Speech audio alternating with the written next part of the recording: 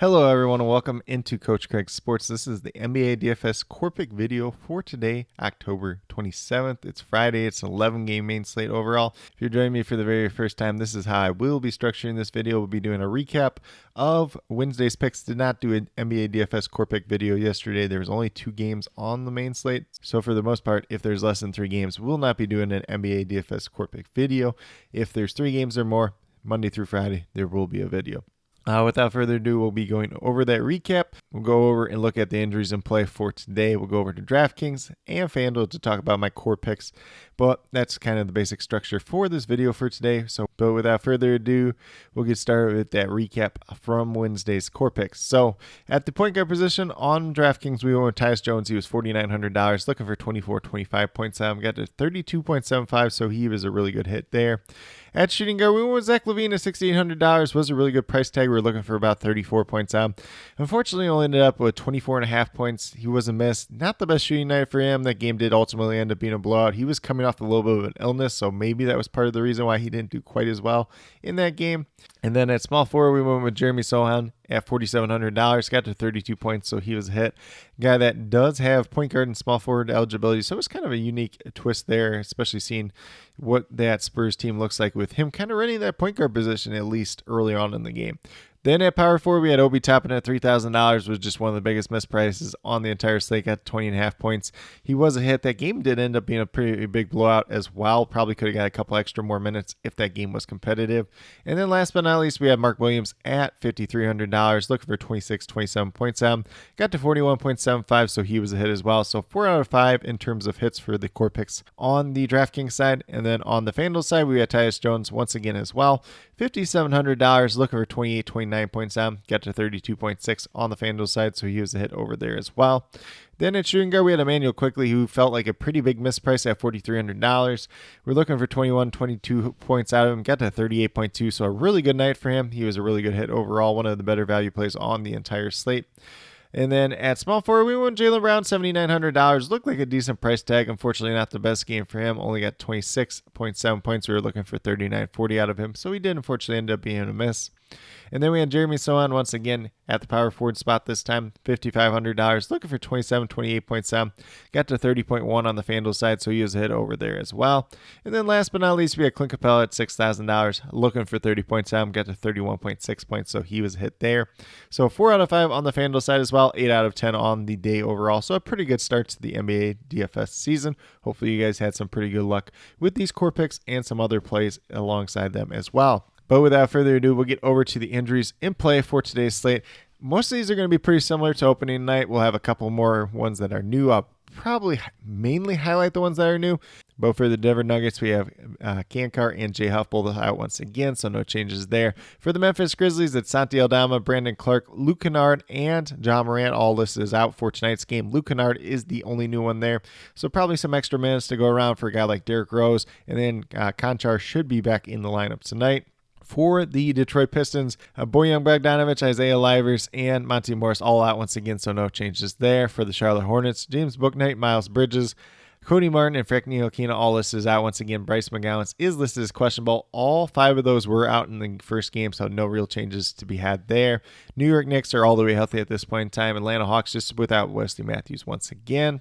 Then we get down to the Miami Heat, who are without Haywood Highsmith and Josh Richardson once again.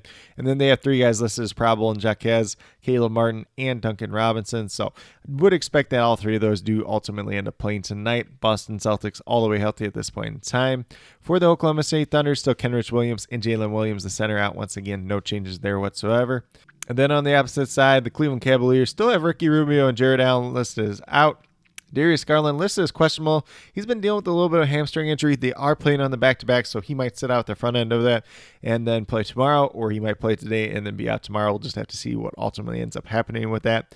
And then Dean Wade is also listed as questionable. He's been dealing with an illness. If he's able to go, maybe even sneaks into that starting lineup, but it could be a little bit of a kind of dart throw pay on today's slate. Then we get down to the Toronto Raptors, just without Christian Koloko once again. No changes there. Chicago Bulls are all the way healthy at this point in time. For the Houston Rockets, Tari Eason, Victor Oladipo still out once again, but Jock Landale does join them out tonight. So probably some backup center minutes to go around, whether it's Jabari Smith, whether Boban makes a sighting tonight, or even if they use Jeff Green kind of as a small ball 5 there as well. And then for the San Antonio Spurs, just Devontae Graham out once again. So no real changes there. For the Brooklyn Nets, the big one for today is going to be that Nick Claxton is out. Tariq Whitehead still listed as out as well. But with Nick Claxton being out, Day'Ron Sharpe's going to be a pretty chalky play. Pretty good value on both sites. If he ends up starting, he's going to look pretty good. If it ends up being Trendon Watford, he would probably also look pretty good as well. Probably want a little bit of exposure to both on both sites today. Dallas Mavericks are all the way healthy at this point in time. Moving down to the Clippers, we have Brandon Boston, Terrence Mann, and Josh Primo all out once again, so no changes from their most recent game. For the Utah Jazz, they're all the way healthy at this point in time. Then we move over to the Orlando Magic. Just Kevon Harris out once again, so no real changes there. For the Portland Trailblazers, it's Ish Wainwright out once again. Anthony Simons listed as probable. He's dealing with a little bit of a thumb injury. If he's unable to go for any reason, Malcolm Brogdon would be a pretty interesting play on tonight's slate overall. For the Golden State Warriors, Draymond Green out once again. And then on the Kings side, we got Trey Lyles out once again. And then Slauson, who is on a two-way contract, not really a part of their rotation either way, is listed as out for tonight's game. But that's kind of the quick injury rundown for the 11-man game main slate for today. If there's any injuries that do pop up throughout the day, anybody gets ruled out, anybody gets ruled in, I'll leave that down in the comments below, as well as the starting lineups as they do come out throughout the night. But with that being said, we'll get moving over to DraftKings and talk about my core picks over there. So we're going to start off at the point guard position with Scotty Barnes at $6,900, coming off a really strong opening night. Obviously, he got 47 points in that game. Going against the Chicago Bulls today at $6,900, we're looking for 34, 35 points out. I haven't projected for 40 points tonight. It is that good matchup versus the Chicago Bulls. I think he's going to do a lot of facilitating once again for this Toronto Raptors team overall, and probably going to be a pretty strong season for him once again. Then at shooting guard, we got OG Anunoby at $5,900. His teammate coming off a 40-point performance. Looks like a pretty favorable matchup versus the Chicago Bulls once again. Currently, I'm projected for 31 points. Might have a little bit of upside for more if he's out there and he's shooting the ball pretty well, if he gets some steals and some blocks and everything else like that. Then at small forward, we're going right back to Jeremy Sohan tonight. He is $5,000. Looks like a pretty good play there. He got over 32 fantasy points in game 1 of the regular season. Still currently am projected for 28 points tonight. Definitely does have a little bit of upside for more. Should be a pretty good pace-up matchup versus the Houston Rockets tonight as well. And then we move down to the power forward position with Julius Randle. He's $8,400. Looking for 42 points on. He got over 45 in his first game of the season. Going against the Atlanta Hawks, a team that he has historically played very well against. So do like the upside of Julius Randle tonight. $8,400, pretty reasonable price tag there. Currently I'm projected for about 44, 45. But like I said, that Hawks matchup is one that he's done historically well against throughout his career. So would not be surprised if he goes 50 points or more tonight. Then last but not least, at the center position, we're going with Day'Ron Sharpe. Like I said, no Nick Claxton tonight. Day'Ron Sharpe should get the start. If it's not him, if it's Trendon Watford, then maybe we switch over to Watford with this pick. But at the same time, both these guys are going to be very interesting. Both are cheap dart throws at this point in time. Day'Ron Sharpe is probably going to draw more of the ownership, but do like both of them quite a bit tonight. Day'Ron Sharpe at $3,300. Currently, I'm projected for about 27 DraftKings points tonight, so definitely going to be one of the better value plays on the slate overall. But with that being said, if you go with the 5 players that I do have this year, you have $20,500 remaining, just over $6,800 per player remaining. So going to have to make some choices there, whether you want to build out a balanced build today or whether you want to attack some of the cheaper values on the slate and then pay up at another position as well. Going to make for a pretty interesting slate, especially on the 11-game slate. It's a pretty good one to get a little bit creative. You can't really go too wrong on tonight's slate overall. But with that being said, we'll get moved over to FanDuel, talk about my core picks over there as well. So on FanDuel, it's a little bit different story. I think it's more of a balanced build type of day. I do have De'Aaron Fox at the point guard position at $8,400. First game of the season, only got 36 fantasy points. Looks like a decent pace-up spot tonight against the Golden State Warriors. Should be pretty back and forth there. Currently, I'm projected for about that 42 points that we're looking for out of him at $8,400. Definitely does offer a lot of upside for more as well, though. Then at shooting guard, we're going right back to Zach LaVine here. It's on the FanDuel side instead of DraftKings this time, $7,000.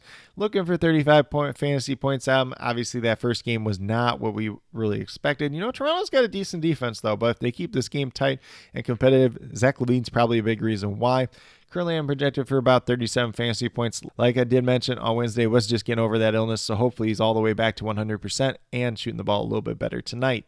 Then at small forward, I know he let us down on Wednesday, but it's Jaylen Brown, just under 27 fantasy points on Wednesday. This is a guy that historically averages about 39-40. So at $6,900, you're only looking for 34, 35 points out of him. Obviously, you're working in some of the other pieces for this Boston Celtics team. Kristaps Porzingis had the big game last time out alongside Jason Tatum. Drew Holiday and Jaylen Brown kind of took a backseat. Could be a Jaylen Brown game tonight, especially if Jimmy Butler is the one that ultimately ends up guarding Jason Tatum. Could open up some opportunities for Jaylen Brown tonight. Like I said, we're only looking for 34, 35 points out of him. Currently, I'm projected for about 38, 39. Definitely has a ton of upside for more, though, especially if this game is really competitive and if he's shooting the ball really well tonight. Then at power forward, we're going down to Julius Randle once again, $8,800, looking for about 44 fantasy points out, about what he's been averaging on the FanDuel side after one game so far this season. Currently, I'm projected for 44, 45 tonight. Like I said, it's that Hawks matchup.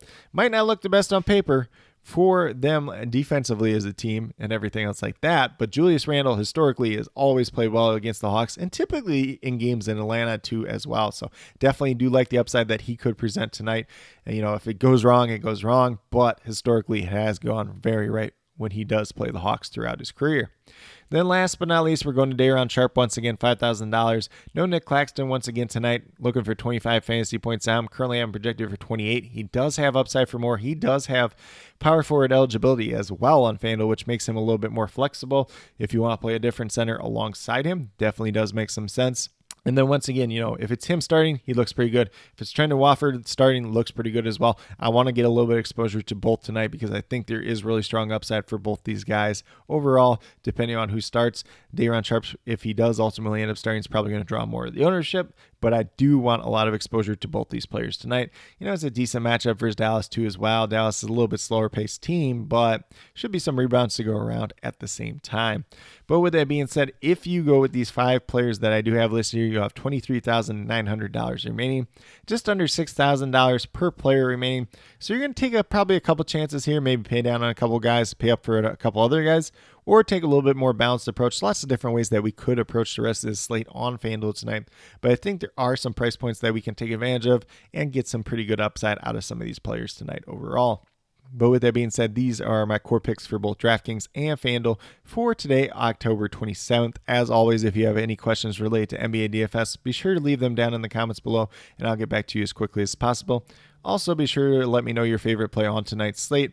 And then, as always, I will be listing those injury updates as they come out throughout the day, as well as the starting lineups as they come out throughout the night. So definitely be sure you're checking down in the comments as we get closer to lock, as the night kind of moves along, so that you're on top of all the news. If there's any changes to the core throughout the day, I will leave an updated core about 15 to 20 minutes prior to lock as a pinned comment down below. So definitely be sure to look out for that. If you're interested in my player pool Monday through Friday, be sure to check out the Patreon, patreon.com/Coach Craig Sports. Small monthly donation over there. You get the player pool for NBA Monday through Friday. You'll get weekly player pools for NFL DFS. If you're into CFL DFS, you'll get my CFL DFS sheet. This is the last week of that. That video will be coming out later today. But with that being said, that's kind of what I do have for today's video. If you are brand new to my channel, checking out for the very first time, would ask that you do consider subscribing. Definitely would appreciate it. It helps to build the community that we're trying to build here at Coach Craig Sports, which is one that's truly for you, the viewers, helping you with your DFS. Right now we have NBA DFS Monday through Friday. Like I said, CFL DFS the last week of the regular season, so that will be the last video that I'm doing. That video will be coming out later today. And then the NFL DFS, so I'll be trying to make a video for that tomorrow, going over kind of my player pool in general.